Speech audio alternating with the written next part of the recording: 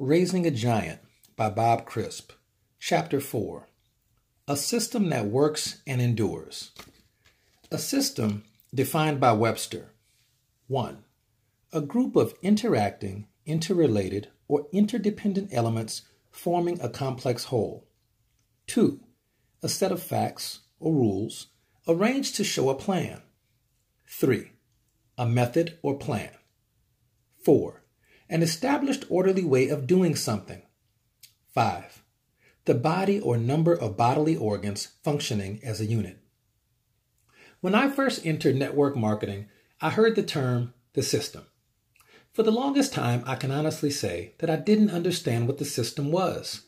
I couldn't see it, taste it, touch it, or hear it. It was elusive to me. I would hear leaders in my upline say, those people are not plugged into the system. But I didn't know how they differed from those who were plugged in.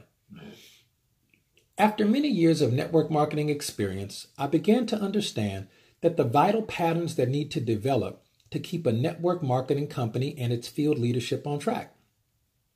I realized how the subtle shifts and changes can move an organization off course. Today I realize that the system is the entire picture of what we do. Taken in pieces, it is not a system at all, just unrelated individual parts. To build a giant network marketing business, I addressed the elements of the system 3 distinct ways. A. Put them in. B. Keep them in. C. Move them along. These 3 areas are distinctly different. A successful system will do all 3. Systems which promote only 2 of the 3 will break down in the long run. The system is like a jigsaw puzzle.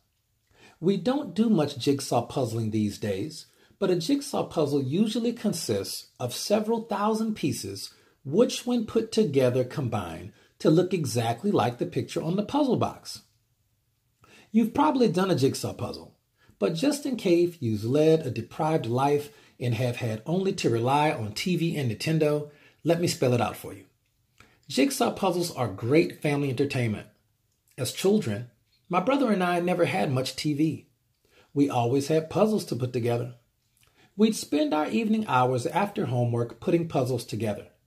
My mother would pop some popcorn, and if we were lucky, we would get a Coke to drink along with it, and the entire family would stand around a card table and look for pieces to the puzzle. It was a wonderful time of bonding and communication. We'd be so pleased with ourselves when we found a piece that everyone had been looking for. There's a system to putting a puzzle together. The puzzle is poured out on the table, and the first thing you do is turn all the pieces so that the shiny or colored side is up. Then you separate the border pieces, the ones with the straight edge first. We would take the pieces to the puzzle, which are the easiest to identify and most obvious, and put them together to form the border or the frame of the picture.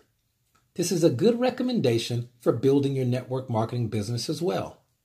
Put things into motion that are obvious at first, such as making a prospect list and setting up events or home meetings, and learning basic contacting and inviting techniques. I discuss these concepts in detail in my basic Step 1 guide and my CD, I Love the Phone, to help you. The picture you have of your business is like the picture of the puzzle you saw on the box. You selected the result when you bought the puzzle. Now, all you have to do is search for the pieces. You know they're all there. The question is, will you be diligent in finding them? How much time will you devote each day to your puzzle? There are times when you can stand over a puzzle and you can't seem to find a piece of the puzzle that fits. You can stand there for hours and not one piece fits. Nothing seems to fit, and you swear the manufacturer must have left some pieces out. You walk away for a while, and when you come back to the table, you immediately find some pieces that fit. The thing I always hated was when someone else walked up to the table after I stood there for an hour and a half frustrated over the puzzle and says, "Oh, that one goes right here." Why? It took someone with a different perspective. You may have had to go out, take a break, come back with a different view for you to be able to see how it fits for you. The system is an orderly way of doing things. Like the puzzle, This system makes it a complete picture, not a jumbled up box of unrelated pieces, but a complex whole. The system is the method and means by which independent distributors work together to form a unified program to do the following 9 things. 1. Have events. 2. Sell products. 3. Recruit new distributors. 4. Promote unity and personal growth.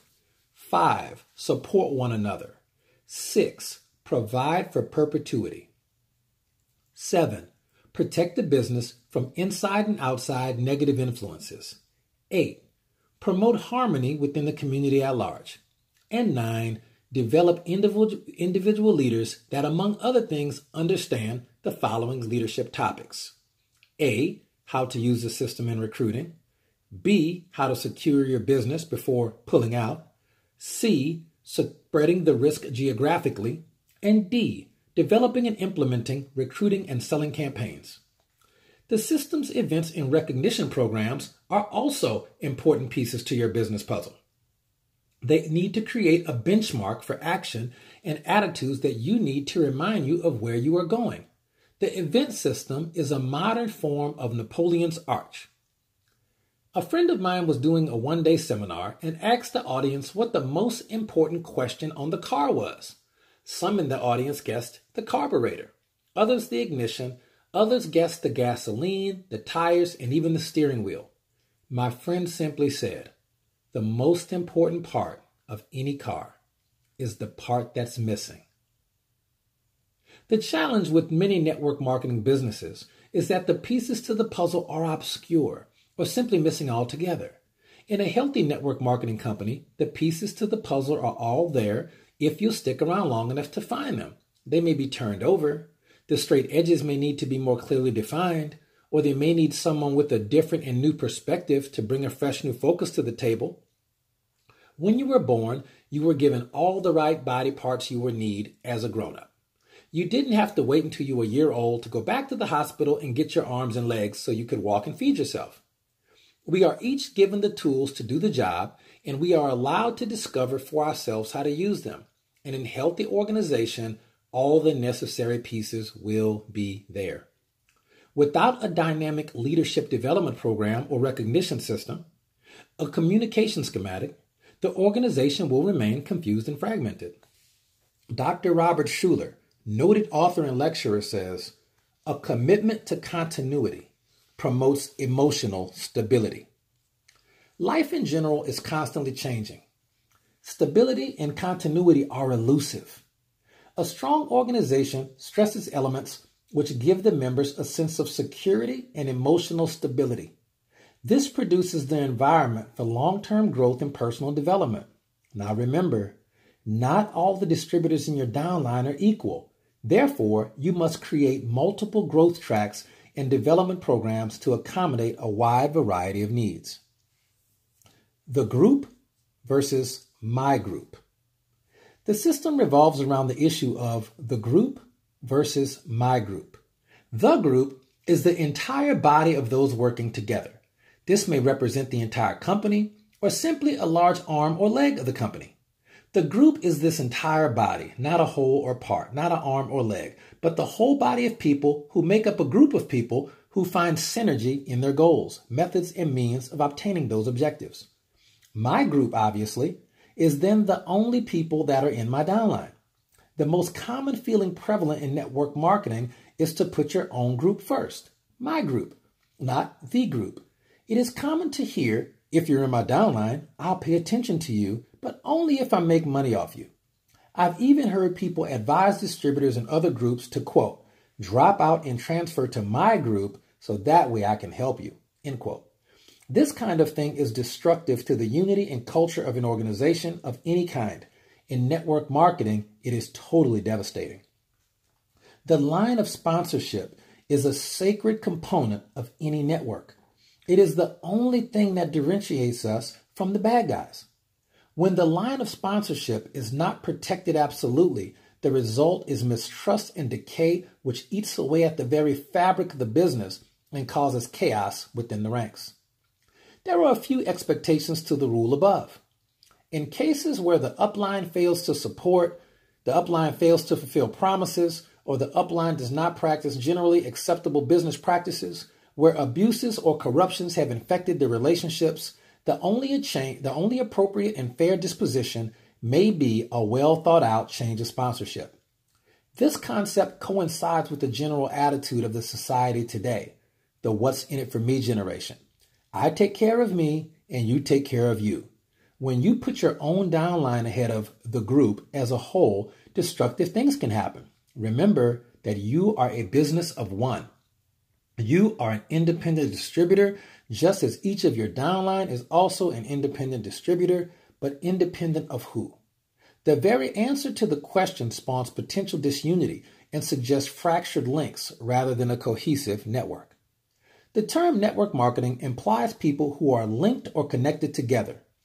People searching for individual financial freedom bonded together with others on the same search. If each of us embrace the concept, my group comes ahead of the group. Then there's no group, because under that philosophy, there are no groups, only individuals. The business is then made up of a group of mavericks only out to enrich themselves at the expense of others. This is not a pretty picture, and certainly the critics of network marketing love to point out that that picture is more true often than not. The beauty of network marketing is in the opportunity to take advantage of different talents in the group so that we can help each other. Can you see the wisdom of the group concept? My upline called it the glue. The benefits of the group philosophy are as follows. 1, it broadens our relationship base. 2, it creates a sense of security and stability. And 3, varied talents and skills become available to everyone equally according to their willingness to participate. If you promote the group over my group, when you're not there to work, your business can go on. If you promote your group over the group, you've got to be there to work it all the time. Promote the spirit and general success of the entire organization so it's there to support you. This is what we rely on to provide for perpetuity in our business. Securing your business requires both upline and downline help. You are the bond or link between your downline and upline. Events. Where so many go wrong with the concept of the group versus my group is in the area of events. Not only should you concern yourself with the relationships you build and your upline and downline, but your crossline as well. Crossline groups are any group that are not in your upline or downline. You should consider not only the benefits of staying plugged in, but also the damage that being unplugged can do. Let me give you an example which occurs frequently. Let's say you've got a prospect. You just can't get to the weekly hotel on Thursday nights for the group meeting. You take the position, I'm going to go see the prospect Thursday instead of going to the group hotel meeting. Big mistake. You're teaching him the wrong thing. You're teaching him that on Thursday night, he doesn't need to be at the group business opportunity event. Is it all that important? You bet it is. It's about priorities and solid business building principles. That is the fabric on which your business relies. Teach them to build it right now where they're new, and they'll never depart from it. Internet note. Today, it might be a webinar or podcast instead of a hotel event. Learn how the internet tools can help you leverage your time. You should schedule the prospect for another time, or better yet, go get him and take him to the hotel event. Teach him one of the most important lessons you can teach him before he or she gets involved in the business, and that is the group is more important than any of us individually. Adopt the philosophy that I'm going to be in support of the organization every time, and the organization meets in my area. Very important. If you take that position, then every person you sponsor will see you in the correct role supporting the group, and the result will be that they will support you too. You may say, Bob, did you always practice what you preach? I would answer, absolutely not. I paid dearly for my thoughtlessness in the end. I made all the mistakes, but this was the biggest one. In the phenomenal growth spiral of my early years in network marketing, I stayed aligned and plugged in. However, as my group grew, so did my ego, and I forgot the things that got me there. I let my group take precedence over the group, and I began to cut people off from a source of power that they needed to continue successfully. At the point I pulled the plug on my upline, I unknowingly cut myself off from a vital link to the power and performance of some pretty talented performers.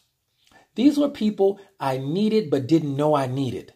I set myself up for a pullout by my own more successful downline who, when they got into trouble, went wisely back to my and their upline to get plugged in again. Lesson: always stay plugged into the original source of the system. Put any group function, web-based seminar or event ahead of your own personal success. In the end, it will mean everything to you. De-edification is a killer, and it takes many forms. A raised eyebrow, a snide comment, a put-down, or outright negative remark about someone can destroy a significant portion of your credibility in your future business. Having been through the entire cycle of ups and downs in the business several times, I can honestly tell you that this was the area where no mistakes are left unnoticed. I used what I believed to be good judgment, but my frame of reference was in another industry. In the life insurance business, everything was so well defined and organized. Everything seemed for me to be so disorganized with my network marketing upline. I wanted to normalize it. I wanted to normalize the network marketing industry. And of course, I wanted to use my definition of normal. I just couldn't understand why so many things were done last minute or at odd hours. They would call events at 11 or 12 o'clock at night sometimes, several hundred miles away. Reluctantly, I would always go with my leaders in tow.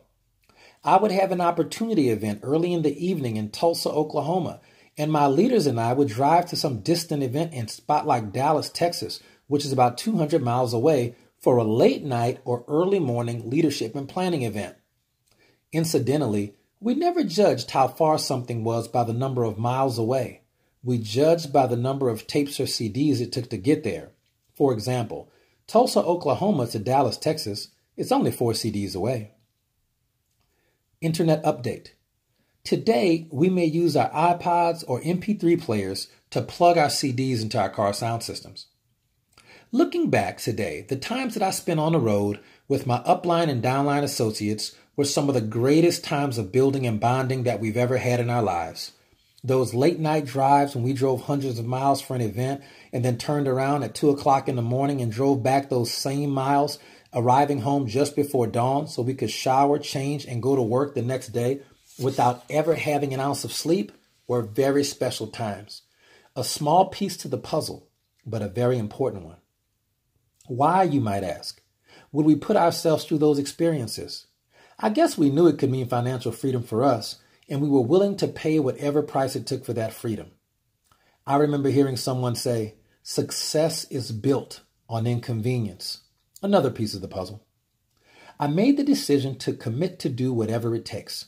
Have you noticed how some people are just willing to let life pass them by?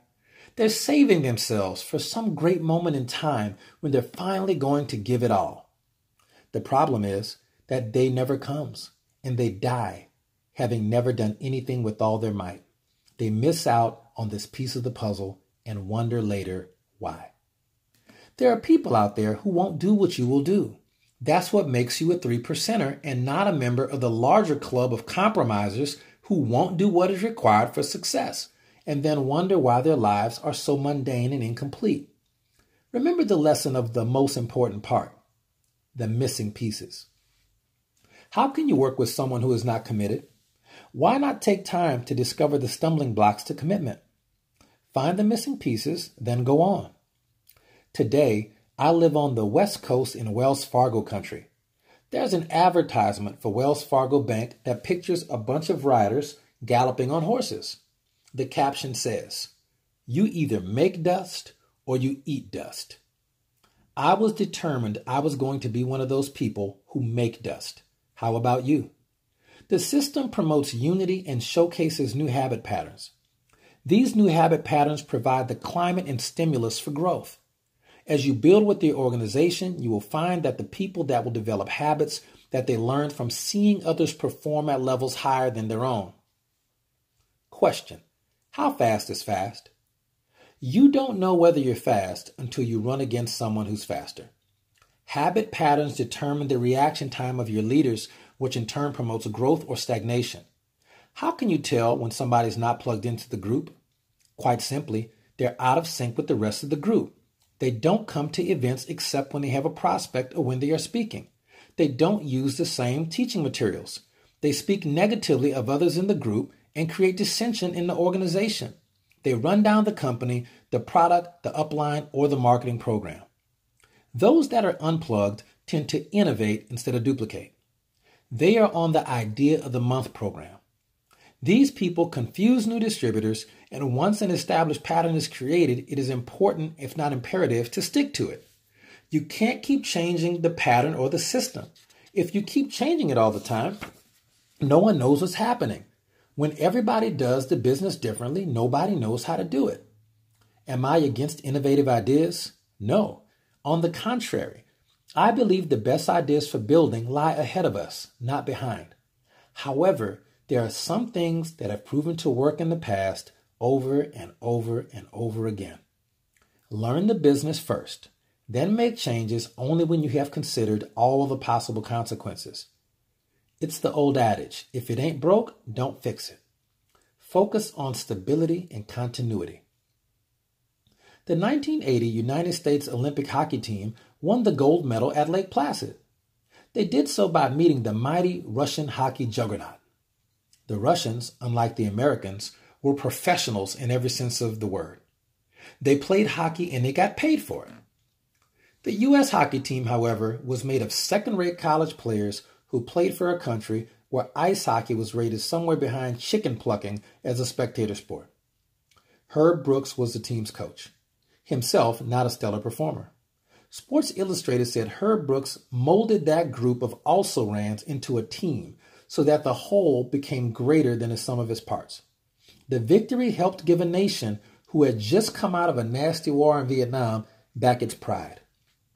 A hockey team did what a president or Congress could not do.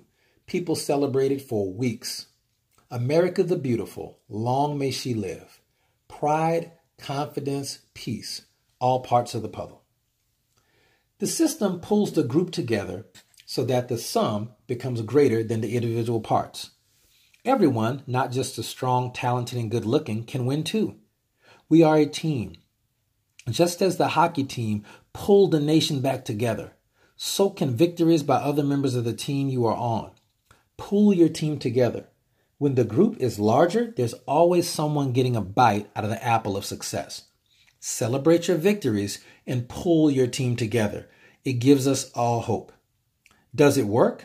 Can you go from 100 people to 10,000 people in 90 to 120 days? Is it possible? I was recently with the company that went from 0 distributors to 40,000 in their first year of operations. Of the 40,000, only 3,000 were actually active. In the next 12 months, we went to over 200,000 distributors. Talk about exponential growth. How did we do it? Simple. We used the system that never fails. If a company can start up and in a year have 40,000 distributors, then you, by using the same system, can do it. If anyone can do it, then why can't you do it? Why not? You can have 40,000 distributors a year from now by using the system that never fails. You can do it if there's a vehicle, if there's a system in place. And if you understand how to drive the vehicle, it's the difference between going out this week and sponsoring 3 new people, and next week, all 4 of you going out and sponsoring 3 each, rather than you going it alone. The story of most in network marketing is that they don't get others involved in the system early enough to do any good. The average distributor quits before he or she is ever plugged in. Don't let this happen to you. You sign someone up, the first thing to do is to begin building a bond between them and your upline. Get them plugged in. I attended the Indianapolis 500 for several years. It is a spectacular event, as anyone who's ever been can attest. At the end of the race, the winning car pulls into victory lane and enters the winner's circle. A pretty girl comes out and congratulates the winner. She kisses the driver, not the car. The driver couldn't have won without the vehicle, but the driver gets the winner's check and the kiss. In network marketing, you must have a vehicle designed to win.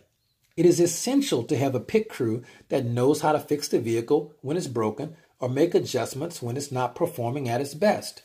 When you have the right system, you can worry about driving the car. When you have to worry about the vehicle or system, you are diverted from driving. Incidentally, you may have to learn how to drive the vehicle. It may take some time, and certainly a couple of laps around the track will not make you a pro driver, but stick with the program. Perfect practice makes perfect. Try the system that never fails. Join a winning team and drive for victory lane. Go back to the beginning of this chapter and review the key elements of the system. Make sure you and your group is looking out for each other. Emphasize how important each person is to the outcome. Stay plugged into your upline. Follow the person who is following a worthwhile dream. Be a part of something bigger than you. Take pride in yourself, your company, your upline, and your products. Duplicate, don't innovate. Practice what you preach. Use a uniform program for training and recognition. The system will stand up to the test of time and secure the future for you and yours. The end of Chapter 4 of Raising a Giant by Bob Crisp, read by Will Zanders.